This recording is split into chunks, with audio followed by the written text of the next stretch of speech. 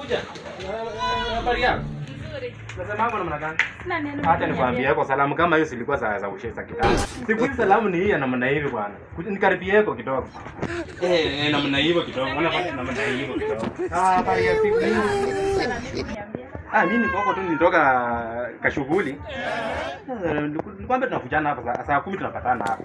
Unapitisha masaa? Sijui nilikuwa na shughuli moja kwa nyumba. Nilikuwa lazima nikupe mtoto. Ndio nikuje sasa. Ama ni aka mtu kako?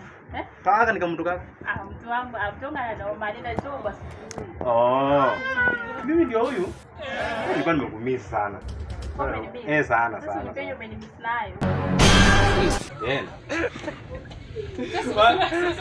Haina shida. Nitakuletea. Nitakuja kwa ama kako leo. Ukije naye sasa. Ama kako.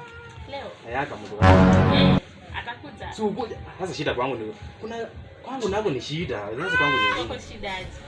Si unajua niko na mtu. Unakulaje tu matumbo kila siku? Najua. Tunapasha tunakula msheveve, sukuma.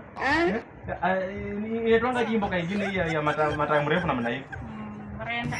Ndio hiyo sasa. Mrenda. Nakula hata mrenda. Amwani wewe nwanyi.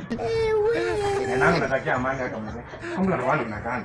Mzee wangu tunasungana. Atuna jamaa sako na bibi. Jamaa. Kwa ni mchwa. Ndio getu yake, sijui peana mshwene.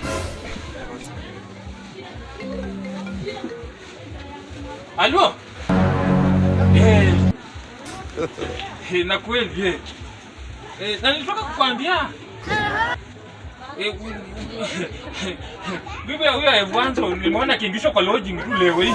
So ai. Sitimoji vile pale juu. Hapo kipita Transmarine hapo pale mbele. Ngoja kwanza nipeane nyingine mwishoni hapo fulani hapa kidogo. Ilikuwa tu ni ngumu. Mata. Asante. Kuna kitu nataka kukuambia. Sasa, nataka kukuambia. Unaona? Mzee wako kwanza huko. Hayuko. Ndio nilikuwa nakwambia. Mambo Nangani.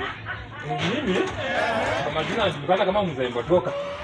Unakuja kazi gani kuuliza? Nilikuwa nimekuja kutafuta kazi ya askari. Askari. Hapana, askari.